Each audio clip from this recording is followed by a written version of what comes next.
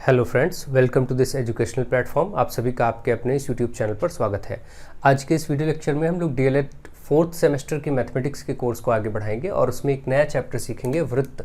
और वृत्त में भी, वृत्त यानी सर्कल, वृत्त में भी हम बेसिकली बात करेंगे आज इसकी परिधि और क्षेत्रफल। जैसा आप जानते हैं, आपको परिधि और क्षेत्रफल से संबंधित प्रश्न पूछे जाने हैं और ये आपके सिलेबस का हिस्सा है। तो हम परिधि और क्षेत्रफल क्या होता है ये समझेंगे।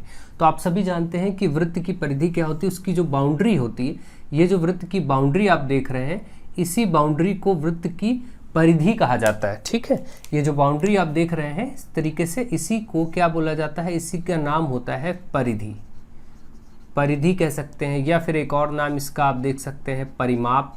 वृत्त का परिमाप बोले तब भी ये जो बाहरी बाउंड्री है इसका यही परिमाप होगा, या फिर इसको एक और नाम से बोल सकते हैं परिसीमा। ठीक है, इन नामों से आपको ये चीज़ लिखे मिल सकती है, वृत्त की परिधि, वृत्त की का परिमाप या परिसीमा, ये नाम आपको देखने को मिल सकते हैं। इसी को इंग्लिश में सरकमफ्रेंस कहते हैं, सरकमफ्रेंस।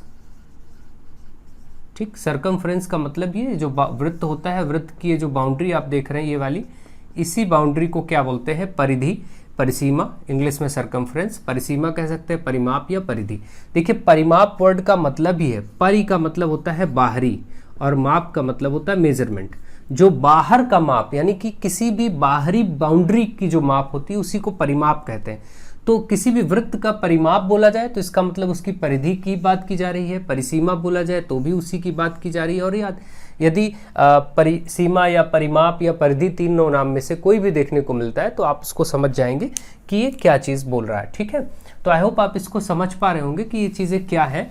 और आप सभी बहुत अच्छे से जानते हैं कि वृत्त की परिधि क्या होती है। वृत्त की अगर परिधि का सूत्र बात किया जाए, देखिए वृत्त में सबसे पहले बेसिक पॉइंट्स हम लोग देख लेते हैं, वृत्त के फॉर्मूले समझेंगे। देखिए ये केंद्र बिंदु है और वृत्त के केंद्र बिंदु से अगर ये हम परिधि को मिलाते हैं, वृत्त के केंद्र बिंदु से अगर हम वृत्त की परिधि को कहीं भी मिलाएं, चाहे जिस जगह मिलाएं, जैसे सपोज यहाँ से हम यहाँ मिलाते हैं या कहीं भी इसको मिलाते हैं, तो ये सभी त्रिज्याएं कहलाती हैं, इसको कहते हैं त्रिज्या। तो ये वृत्त की क्या है, त्रिज्या है। यानी कि जब भी हम किसी भी वृत्त के केंद्र को उसके परिधि से मिलाते हैं तो इसको बोला जाता है त्रिज्या। क्या बोला जाता है, त्रिज्या, जिसको इंग्लिश में कहते हैं रेडियस। ठीक है, और अगर इसी वृत्त में केंद्र को दोनों तरफ मिला दें, इधर और इधर, तो ये जो पूरा रेखाखंड बन रहा है, इसको नाम अगर हम सपोज यहाँ से ए और बी दें, ये वाला बिंदु बी और ये, तो ये जो यहाँ पर ए बी है इसका नाम पूरा, देखिए ये केंद्र बिंदु था, इसके आधा इधर त्रिज्या और इधर भी त्रिज्या। आप जानते हैं हाफ पोर्शन को, आधे भाग को त्रिज्या कहते हैं। त्रिज्या को आर से भी प्रदर्शित करते हैं क्योंकि इसको इंग्लिश में रेडियस कहते हैं। और ये जो पूरा पूरा ए बी रेखाखंड है इसको व्यास बोलेंगे, वृत्त का व्यास। यानी कि आप समझ पा रहे होंगे कि केंद्र से जाने वाला रेखाखंड जो वृत्त की परिधि को दो बिंदुओं पर स्पर्श करता है, देखिए वृत्त की परिधि को भी दो बिंदुओं पर स्पर्श कर रहा है और केंद्र से भी जा रहा है, ऐसे रेखाखंड को व्यास कहते हैं। ये ऐसे भी जा सकता है या ऐसे भी जा सकता है, कहीं से भी जाए, बस वो केंद्र से होता हुआ जाए और परिधि को दो बिंदुओं पर टच करे। जैसे अगर मैं यहाँ से बनाता हूँ और ये मैं इस तरीके से बना देता हूँ तो ये भी व्यास है, क्योंकि ये केंद्र से भी जा रहा है और परिधि को देखिए दो बिंदुओं पर स्पर्श कर रहा है। तो ये सभी क्या है, व्यास है।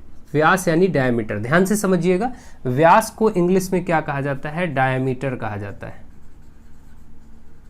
ठीक है, तो ये व्यास हुआ। ये बातें आपको समझ आनी चाहिए और ये बेसिक चीजें आप बहुत अच्छे से जानते हैं। एक एक चीज मैं आपको डिटेल करने की कोशिश कर रहा हूं ताकि जिनको कुछ भी प्रॉब्लम हो वो अच्छे से उसको कर सकें।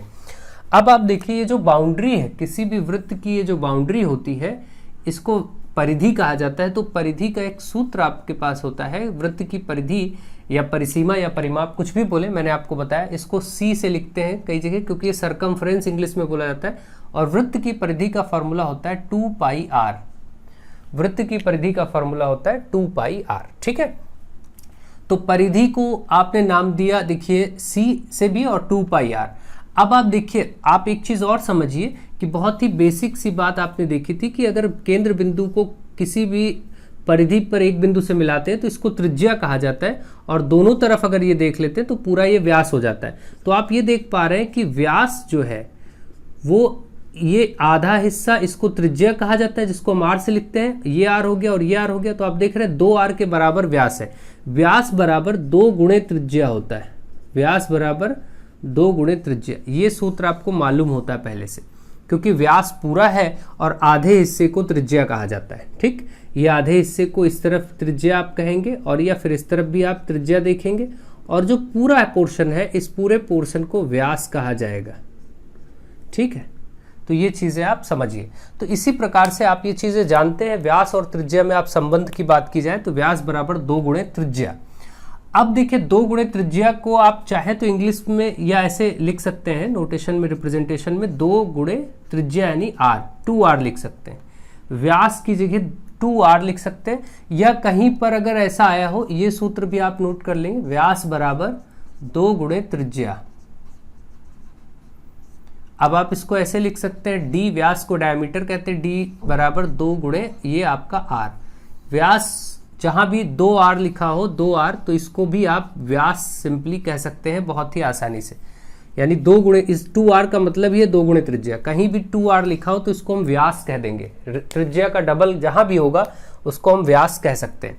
ठीक है, तो आई थिंक आप इस बात को भी समझ रहे हैं। तो अब आप जरा देखिए, ये सूत्र आप देखिए परिधि वाला, और इस परिधि वाले सूत्र में आप देखें अगर, तो मैं हिंदी में ही लिख लेता हूँ। यहाँ पर देखिए परिधि, और परिधि बराबर 2 पाई r। मैं अगर ऐसे करूँ, इसको ऐसा लिख दूँ, 2 पाई r के बीच में, तीनों के बीच में गुणा का ही निशान है। अगर मैं इसको ऐसे बोलूँ कि पाई गुणे 2r, तो एक ही बात है।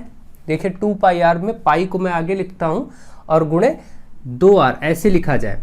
ठीक, ये जो आप देख रहे हैं इस तरीके से बना है, इसको पाई कहते हैं। क्या कहते हैं? पाई। ये ग्रीक लेटर है, पाई बोला जाता है। पाई का मान 22/7 रखा जाएगा, या 3.14 भी लिया जा सकता है। कहीं कहीं जरूरत पड़ेगी तो ये पाई का मान आपको इन सूत्रों में रखना पड़ेगा, और उसके हिसाब से सवाल सॉल्व किए जाएंगे। अभी हम लोग देखेंगे। तो आप देख रहे हैं कि इस पहले वाले सूत्र में, परिधि वाले सूत्र में, हमने इसको 2 पाई r को इस तरीके से कर दिया कि पाई गुणे 2r कर दिया। एक ही बात है ना। देखिए अभी भी ये 2 पाई r ही है, लेकिन आप समझ पा रहे हैं कि ये जो परिधि है और इस तरफ पाई गुणे ये जो 2r है, 2r को हम व्यास भी कह सकते हैं। देखिए आपने देखा 2r को हम व्यास d लिख सकते हैं, व्यास होता है। ठीक है, d बोले या सीधे इसको व्यास बोले, d का मतलब होता है डायमीटर, है ना, मैंने बताया आपको। तो 2r की जगह हमने व्यास रख दिया। तो आप देख रहे हैं कि अगर इसको मैं परिधि के नीचे लेकर के इधर आता हूँ, इधर गुणे में है तो व्यास को इधर लाएंगे तो बटे में हो जाएगा। तो परिधि बटे व्यास बराबर क्या हुआ? पाई। यानी आपने देखा कि परिधि और व्यास का जो संबंध है वो पाई से किस तरीके से, परिधि बटे व्यास हमेशा पाई होता है। ठीक है, ये बात ध्यान रखेंगे। तो ये चीजें आपसे संबंध भी पूछे जा सकते हैं, किसी भी रूप में घुमा करके पूछा जा सकता है। अब मैं शॉर्टकट में आपको चीजों को ऐसे लिखवा रहा हूं, जो फॉर्मूले हैं सीधे, और उनका प्रयोग करना सिखा रहा हूं। ठीक है, तो अब आप इनको ढंग से समझिए और देखिए। तो किसी भी वृत्त के लिए ये केंद्र बिंदु है और ये आपका त्रिज्या है, जिसको हम r से बोलते हैं। ये आपने अच्छे से समझ लिया। ठीक है, तो आपने एक फॉर्मूला देखा, परिधि, वृत्त की परिधि, और अगर यही वृत्त का क्षेत्रफल पूछा जाए, वृत्त का क्षेत्रफल का सूत्र आपसे पूछा जाए, तो वृत्त का क्षेत्रफल यानी एरिया क्या होता है? वो होता है पाई गुणे r², यानी पाई r²। पाई का मान मैंने आपको बता दिया है कि 22/7 लिया जाता है, या फिर 3.14 भी ले सकते हैं, लगभग मान होता है ये। ठीक है, ये चीज हो गई। और तीसरा, अभी आपने एक सूत्र देखा था कि व्यास बराबर 2 गुणे त्रिज्या, ये देखा था एक। अब आपने ये सारे सूत्र देख लिए वृत्त से संबंधित। अब देखिए वृत्त में अगर आपसे कुछ अलग हट करके बात की जाए, थोड़ा सा अलग टाइप के प्रश्न पूछे जाएं, जैसा कि वृत्त से और क्या क्या चीजें बनाई जा सकती हैं, तो सपोज आपको वृत्त ना देकर के कभी 2 वृत्त एक साथ दे दिए जाए, जिसको हम वलय कहते हैं। क्या बोलते हैं? वलय। वलय यानी कि रिंग। तो इसको एक नाम दिया जाता है वृत्ताकार वलय। वृत्ताकार वलय यानी कि सर्कुलर रिंग, सर्कुलर रिंग। अगर कभी ये आ जाए, अब ये क्या होता है? देखिए रिंग ऐसे बनती है जैसे एक ही केंद्र से एक वृत्त बना और एक और वृत्त बन जाए। इस प्रकार की संरचना को रिंग यानी कि वलय कहते हैं। और इसमें 2 वृत्त होते हैं। देखिए एक ये अंदर वाला वृत्त, जिसको आंतरिक त्रिज्या यहाँ से यहाँ तक r बोलेंगे, और एक बाहर तक अगर खींचे तो ये कैपिटल R यानी बड़ी त्रिज्या। 2 वृत्त आपको देखने को मिलते हैं। यहाँ पर एक भीतरी त्रिज्या और एक बाहरी त्रिज्या, दो त्रिज्याएं होती।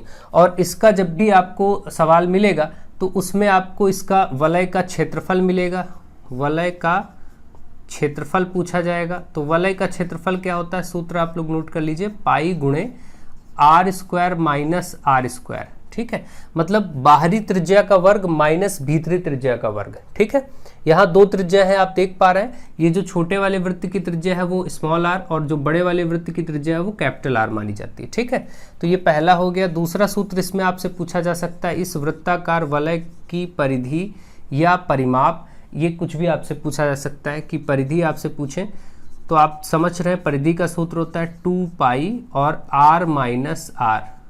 ठीक, ये हो जाएगा 2 पाई आर बाहर वाला और उसमें से 2 पाई आर भीतर वाला माइनस कर दिया जाएगा, तो ये आपका वृत्त वलय की परिधि आ जाएगी। ठीक है, तो इस प्रकार से आप इन सूत्रों की मदद से आप इन प्रश्नों को अच्छे से कर पाएंगे। ठीक है, तो आई होप आप इसको समझ रहे होंगे कि कैसे वृत्त के बारे में बात की जाएगी और उनके प्रश्नों को सॉल्व किया जाएगा। अब चलिए इनका आप स्क्रीनशॉट ले लीजिए और फिर मैं इन प्रश्नों को करके आपको अच्छे से समझाता हूँ कि कैसे इनका प्रयोग करना है। वैसे आप ये सब जानते हैं बहुत अच्छे से, पहले से पढ़ चुके हैं वृत्त के बारे में, लेकिन फिर भी आप इसका प्रयोग देखिए और सीखिए। चलिए देखते हैं। आप लोग वीडियोस को ज़्यादा से ज़्यादा शेयर करते रहिए, ज़्यादा से ज़्यादा लोगों तक पहुंचाते रहिए। देखिए क्वेश्चन नंबर 1 क्या है। सबसे पहले कहा गया 14 सेंटीमीटर व्यास वाले वृत्त की परिधि एवं त्रिज्या। तो ठीक है, व्यास आपको बताया गया है। देखिए आपको दिया क्या है इस सवाल में, व्यास को हम डी डायमीटर डी से लिखते हैं, व्यास बराबर 14 सेंटीमीटर। और आपको मालूम है कि जब भी त्रिज्या बतानी हो तो त्रिज्या व्यास का आधा होता है, त्रिज्या को हम आर से लिखते हैं, ये हमेशा व्यास का आधा होता है। आपको मैंने बताया व्यास क्या है, व्यास है जो केंद्र से होकर के पूरी ये रेखा जाती है, यानी इधर का भी आर इधर का भी आर, 2 आर मिलते हैं तो व्यास बनता है। व्यास बराबर आपको मैंने अभी सूत्र बताया, व्यास बराबर 2 गुणे त्रिज्या। तो आपको ये समझ में आ रहा है कि त्रिज्या व्यास का आधा है, पूरा ये व्यास है और आधी त्रिज्या है, तो त्रिज्या बराबर क्या होगा, व्यास का आधा, यानी कि व्यास बटे 2। हमेशा व्यास को 2 से भाग कर देंगे तो त्रिज्या मिल जाएगा। ठीक है, तो इस प्रकार से आपको ये समझना है। तो आपको यहाँ से त्रिज्या निकालनी है, तो 14 बटे 2 कर दे, आधा कर दे, तुरंत ही ये क्या आएगा 7 सेंटीमीटर, और ये हो गया त्रिज्या। इसमें त्रिज्या भी पूछा गया था, तो त्रिज्या वाला पार्ट तो हो गया। देखिए आपसे परिधि पूछा है, अब वृत्त की इस सवाल के लिए परिधि बताना है। परिधि जिसको हम सी सर्कमफ्रेंस कहते हैं इंग्लिश में, ये सूत्र होता है 2 पाई आर। इसी में मान रखेंगे 2 गुणे पाई का मान होता है 22 बटे 7 गुणे आर यानी त्रिज्या, त्रिज्या आपकी आई है 7, तो यहाँ 7 रख दीजिए, 7 से 7 कट जाएगा, 22 दूना 44, 22 गुणे 2 यानी 44 सेंटीमीटर। यानी इस सवाल के लिए जो परिधि का मान है वो 44 सेंटीमीटर। ठीक है, तो पहला क्वेश्चन आपका लग चुका है। बहुत ही इजी क्वेश्चन था, सिंपल क्वेश्चन था, लेकिन मुझे आशा है कि आप इसको अच्छे से समझ गए होंगे और ये प्रश्न आप बहुत ही आराम से कर भी लेते हैं। ठीक है, चलिए आगे बढ़ते हैं और आगे सीखते हैं प्रश्नों को। Next question, question number 2। यदि एक वृत्त की परिधि, इस बार परिधि दे दिया गया पहले से 132 सेंटीमीटर। ठीक है, यानी कि वृत्त की परिधि ही दे दी गई, तो वृत्त की परिधि का सूत्र लगाइए। वृत्त की परिधि दी गई है, परिधि का ही सूत्र लगाइए। वृत्त की परिधि बराबर आपने पढ़ा 2 पाई आर, और वृत्त की परिधि दी गई 132, तो इसकी त्रिज्या बतानी है। तो ठीक है, परिधि की तरफ इधर 132 दिया है, 132 रख देते हैं भाई, परिधि की जगह रख दिया, बराबर इधर क्या 2 गुणे पाई, पाई का मान होता है 22 बटे 7 गुणे आर, आपको बताना यही त्रिज्या है, इसी आर को बताना है आपको, क्योंकि इसने कहा है त्रिज्या बताओ। ठीक है, अब इसमें देखेंगे 7 ये बटे में, आप देखिए आर हमें बताना है तो ये सारी चीजें हमें इधर लानी पड़ेंगी, तो इसका नियम होता है, तरीका होता है, जो चीज बटे में संख्या है, जैसे 7 बटे में है तो इधर आएगा गुणे में हो जाएगा, और ये 2 और 22 गुणे में था, ये नीचे बटे में आ जाएगा इधर, बराबर आर। अब आप इसको सॉल्व कर दीजिए, बस आपका आंसर हो जाएगा। 22 से इसको अगर आप काटेंगे तो 22 से क्या 11 से ही काट लीजिए, 11 दूना 22 और 11 एक कम 11, 11 एक कम 11, 11 दूना 22। ठीक है, और देखिए 2 दूनी 4, 2 से 2 छंग 12 और 2 तिहाई 6, चलिए ऐसे काट देते हैं। तो आप देख रहे हैं आर बराबर 3 गुणे 7 यानी कि 21 सेंटीमीटर त्रिज्या आ गई। ये वाला सवाल भी आपका लग गया। यहाँ से त्रिज्या पूछा था तो त्रिज्या 21 हो गई। अगर ये व्यास पूछा होता तो व्यास बराबर 2 गुणे त्रिज्या, आगे और बढ़ा देते, व्यास बराबर हम सूत्र लिखते 2 गुणे त्रिज्या, और 2 गुणे त्रिज्या आई है 21, 21 दूना 42, तो हम बोलते कि 42 सेंटीमीटर इसका व्यास है, अगर व्यास पूछता तो। ठीक है, तो जैसे भी इस प्रश्न पूछे जाए आप आराम से उनका आंसर कर सकते हैं, कोई दिक्कत की बात नहीं। आई होप आप इसको बहुत अच्छे से समझ पा रहे होंगे। इसी में अगर पूछा जाता कि क्षेत्रफल भी पूछ लेता तो त्रिज्या मिल गई थी, तो उसके बाद क्षेत्रफल बता लेते। भाई त्रिज्या r बराबर 21 सेंटीमीटर मिल गया था, अब हमको अगर ये पूछता कि इसका क्षेत्रफल बताओ, तो वृत्त के क्षेत्रफल का सूत्र लगाते हैं, और वृत्त का क्षेत्रफल क्या होता है, पाई आर स्क्वायर। अभी आपने सीखा पाई का मान 22/7 गुणे आर स्क्वायर मतलब 21 का स्क्वायर, क्योंकि त्रिज्या यहाँ आई थी 21। ठीक है, आपने इसमें देखा अभी सवाल में, तो 22/7 गुणे 21 का वर्ग का मतलब 21 गुणे 21, 7 से 21 काटिए 3 बार में, 21 यहाँ देखिए 3 बार में, अब आपका 22 है, ये 22 गुणे 21 तय 63, अब इसको केवल गुणा कर दीजिए, बस ये क्षेत्रफल हो गया। ठीक है, तो आप इसको आराम से गुणा कर दीजिए। ठीक है, तो जैसे 63 और 22 का गुणा करना है, 2 तिहाई 6, 2 छंग 12, 6 2 तिहाई 6, 2 छंग 12, 6 2 8 3 1, है ना। तो इस तरीके से आपने देखा 1386, ये आपका सेंटीमीटर स्क्वायर, क्योंकि क्षेत्रफल है इसलिए सेंटीमीटर स्क्वायर। अगर क्षेत्रफल पूछता तो ऐसे हो जाता। तो आप ये बेसिक क्वेश्चंस बहुत ही आराम से कर लेंगे और कोई दिक्कत नहीं। आई होप आप इन चीज़ों को बहुत ही ईजिली समझ पा रहे होंगे और कर पा रहे होंगे। नेक्स्ट क्वेश्चन, क्वेश्चन नंबर 3, उस वलय की परिधि एवं क्षेत्रफल ज्ञात कीजिए जिसकी बाह्य एवं आंतरिक त्रिज्याएं 12 सेंटीमीटर एवं 5 सेंटीमीटर। ठीक, तो यहाँ पर एक वलय है। वलय का मतलब मैंने अभी आपको बताया, जैसे रिंग और इस तरीके से कुछ संरचना बनती है वलय की वृत्ताकार, ये जिसकी भीतरी त्रिज्या ये है और बाहरी त्रिज्या यहाँ तक होगी, तो ये त्रिज्याएं हैं। बाहरी 12 और भीतरी 5 सेंटीमीटर देखिए दिया गया, तो ये 5 है और ये बाहर वाली 12 है। ठीक है, यानी आपको बाहरी त्रिज्या कैपिटल आर से लिखते हैं वो 12 सेंटीमीटर दी गई है, भीतरी त्रिज्या स्मॉल आर से लिखते हैं वो 5 सेंटीमीटर दी गई। इनको पहले नोट कर लेते हैं। और अब आपको इस वलय का की परिधि एवं क्षेत्रफल ज्ञात करना है। ठीक है, तो परिधि अगर हमें बताना है तो सबसे पहले तो हम परिधि का सूत्र लगाएंगे, जो कि होता है 2 पाई और capital R minus small r, है ना। ये सूत्र वलय के लिए होता है। 2 पाई, पाई का मान 22/7 गुणे capital R minus small r, capital R 12 है माइनस 5, तो देखिए अब इसको 2 गुणे 22/7 गुणे 12 में से 5 जाएगा, 7 ही आएगा, 7 और 7 कटेगा, 22 दूना 44 सेंटीमीटर। परिधि का मान केवल सेंटीमीटर में लिखा जाता है। अब आपसे क्षेत्रफल भी पूछा है तो मैं इसको हटा रहा हूँ, अब क्षेत्रफल आपको करवा देता हूँ। यहाँ पर देखिए क्षेत्रफल का सूत्र क्या होगा, इस बार अब केवल आप इस वलय का क्षेत्रफल, आप इसको वलय वृत्ताकार वलय बोलेंगे, तो वलय का क्षेत्रफल वो होता है pi capital R square minus small r square, ये सूत्र होता है यहाँ पर। ठीक है, तो ये 22/7 रखेंगे पाई का मान, गुणे कैपिटल आर यानी 12, तो 12 का वर्ग माइनस स्मॉल आर यानी कि 5 दिया तो 5 का वर्ग। ठीक है, इस तरीके से मान रख दिया। अब केवल इसको सॉल्व करना बचा। 12 का 144 होता है माइनस 25, 5 का वर्ग 25 होता है। अब देखिए इसको 144 में से 25 घटाइए तो 14 में से 5 जाएगा, 9 बचेगा, 13 यहाँ 3 में से 2 जाएगा, 1 बचेगा, यहाँ 14 हो गया, 14 में से 5 गया 9, और फिर यहाँ पर 3 में से 2 गया 1, और ये 1। ठीक है, यही बचा ना। अब आप इसको देखिए यहाँ से, इसके बाद 25 और 19 चेक कर लीजिए फटाक से, 9 5 14, ठीक है 144 सही है। अब देखिए 7 से इसको काटेंगे तो 7 से कितनी बार में जाएगा, 17 बार में जाएगा। 17 सते 119 होता है, 17 सते 119, 7 सता 49 के 9 और 7 एकम 7 4 11, 17 सते 119 हो गया। अब आप देखेंगे यहाँ से 22 गुणे 17 कर दीजिए, यही आपका आंसर हो गया। 22 गुणे 17 आपको करना है, या ऐसे 17 गुणे 22 कर लीजिए, एक ही बात है।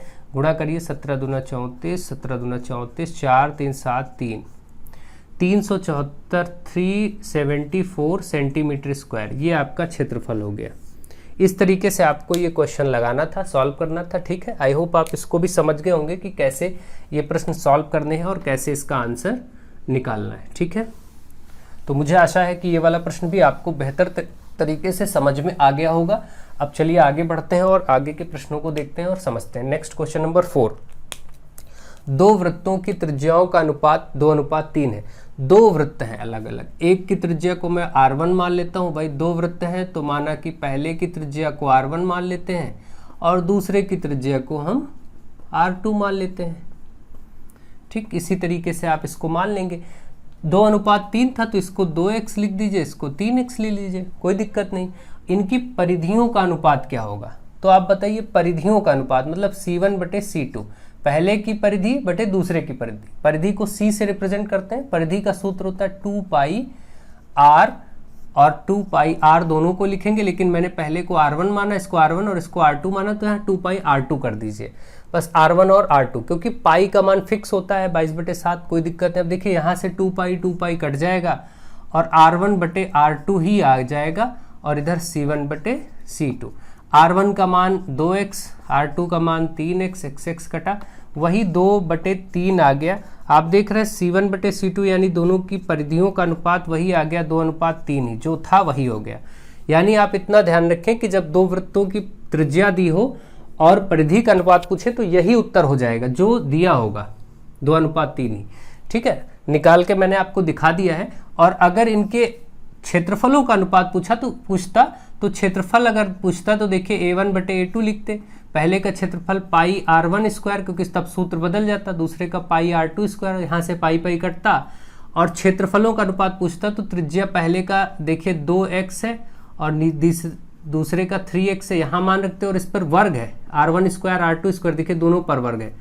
2 का वर्ग कितना हो जाता, 4, और x का x², यहाँ 3 का 9, x का x² कटता, तब 4:9 आता। ठीक है, अगर कभी त्रिज्याएं दी हो, आपने निष्कर्ष में ये बात ध्यान दीजिए, अगर कभी त्रिज्याएं दी हो दो वृत्तों की और उनसे परिधि का अनुपात पूछता है तो वही हो जाएगा जो दिया था, 2:3 यहाँ दिया था वही हो गया।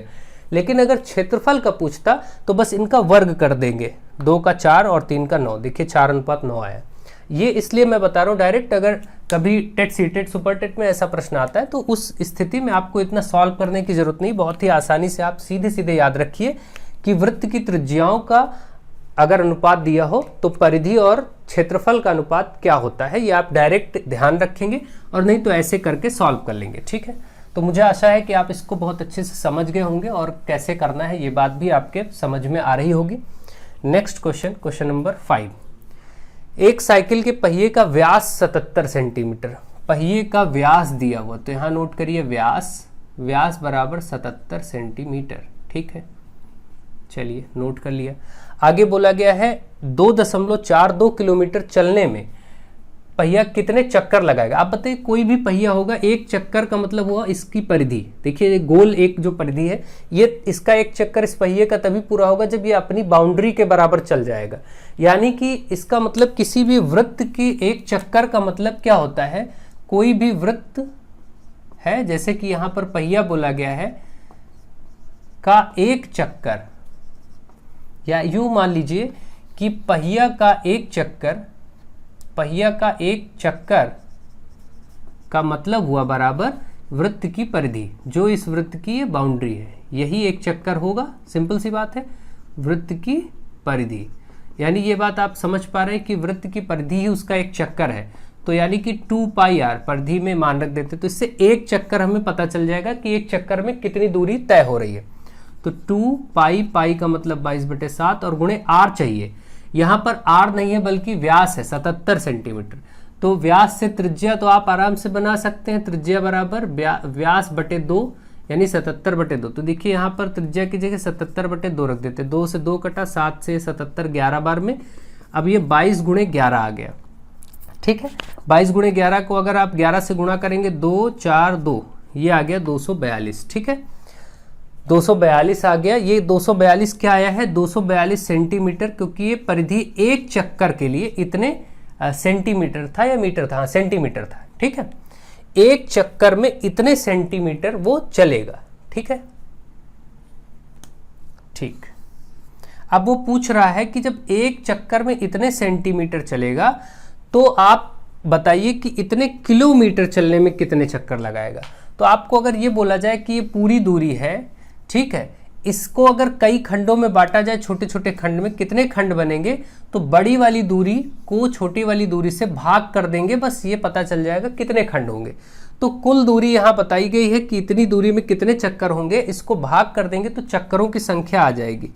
तो चक्करों की संख्या, अगर आपको यहाँ से चक्करों की संख्या निकालनी है तो वो होगा कुल दूरी जो दी गई है आपको, और बटे एक चक्कर में तय की गई दूरी। एक चक्कर में कितनी दूरी तय की गई, एक चक्कर में तय दूरी, एक चक्कर में कितनी दूरी तय हो रही, बस इसी को आप यही सूत्र लगा देंगे, आपका आंसर आ जाएगा। चलिए देखते हैं, यहां पर ऊपर सॉल्व करके देखते हैं।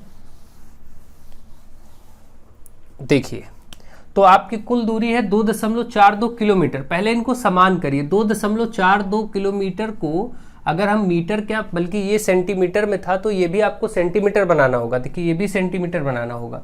तो पहले तो इसको अगर हम किलोमीटर को 1000 से गुणा करेंगे तो वो मीटर बनेगा। तो कितना बनेगा, 242 और 1 जीरो और आएगा, इतना आप गुणा करेंगे तो यही आएगा दशमलव आके। लेकिन ये बना क्या, मीटर, और आपको चाहिए सेंटीमीटर। तो 2420 है ही है, इसमें 100 से और गुणा करेंगे, 1 मीटर में 100 सेंटीमीटर, तब ये बनेगा सेंटीमीटर।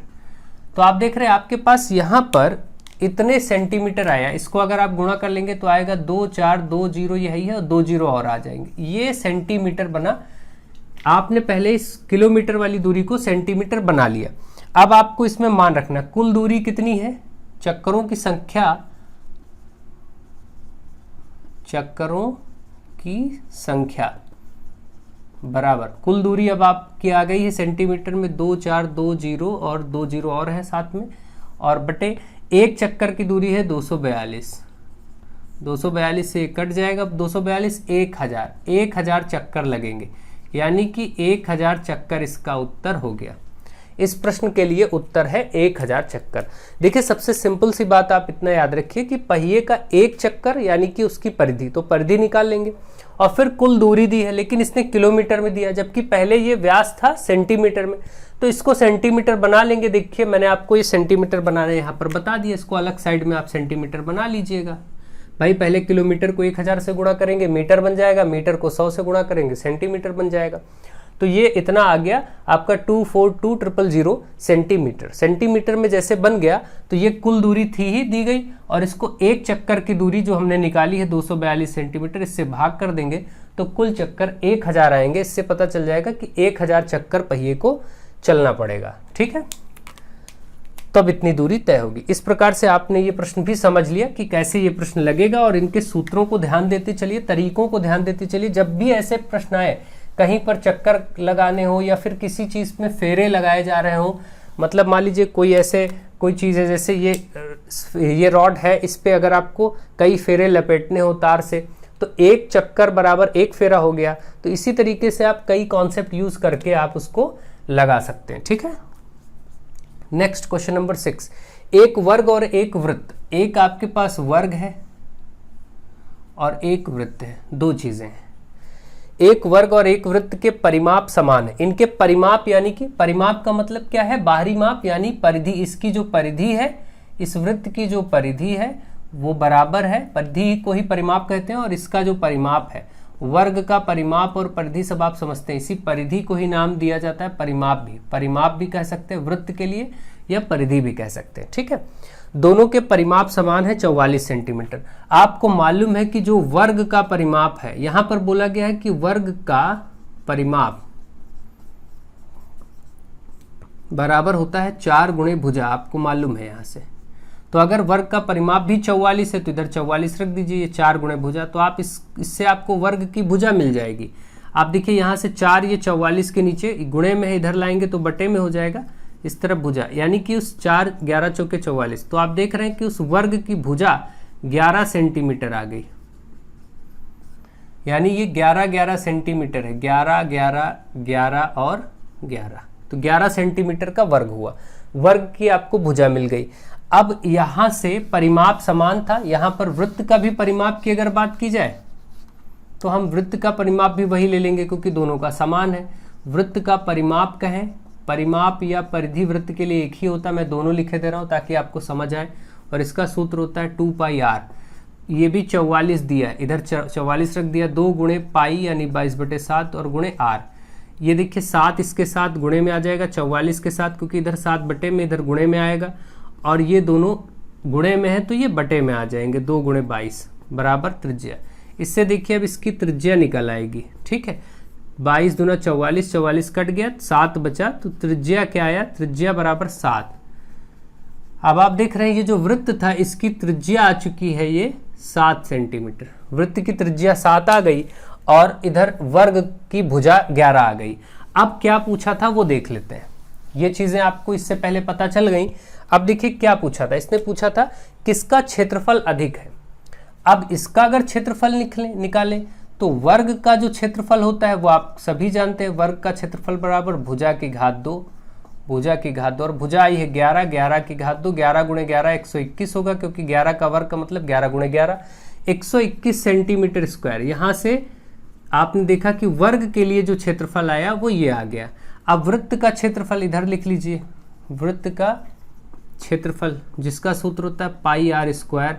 यहाँ मान रखते हैं पाई का मान 22/7 गुणे आर स्क्वायर, मतलब 7 आया। देखिए त्रिज्या 7 थी तो 7 का वर्ग कर देते हैं, 22/7 गुणे 7 का वर्ग मतलब 7 गुणे 7, 2 बार लिख देता हूँ, 7 से 7 कटा, 22 गुणे 7। अब देखिए गुणा करिए, 7 दूनी 14, 7 दूनी 14, 1 15, 154 सेंटीमीटर स्क्वायर। आप देख रहे हैं जो वृत्त का क्षेत्रफल 154 और वर्ग का क्षेत्रफल 121, कौन ज्यादा है? तो आप देख रहे हैं वृत्त का क्षेत्रफल ज्यादा है वर्ग के क्षेत्रफल से। यही पूछा था किसका क्षेत्रफल ज्यादा है, तो आप लिख देंगे वृत्त का क्षेत्रफल ज्यादा है। और अगर पूछता कितना ज्यादा है तो इस 154 से 121 को हटा देते, पता चल जाएगा कि कितना ज्यादा है। ठीक, तो 54 से 121 हटा देंगे, 4 में से 1 जाएगा 3 और 5 में से 2 जाएगा 3। ठीक है, 4 में से 1 जाएगा 3, 5 में से 2 जाएगा 3। ठीक है, तो 33 सेंटीमीटर ज़्यादा है। तो इस तरीके से आप ये चीज़ देख सकते हैं कौन कितना ज़्यादा है, 33 सेंटीमीटर स्क्वायर ज़्यादा होगा।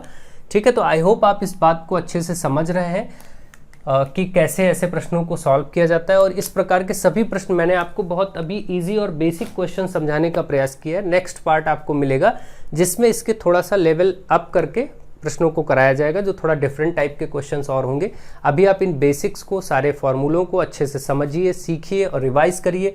वीडियोस को ज़्यादा से ज़्यादा शेयर करिए, ज़्यादा से ज़्यादा लोगों तक पहुंचाइए। So thank you to all of you.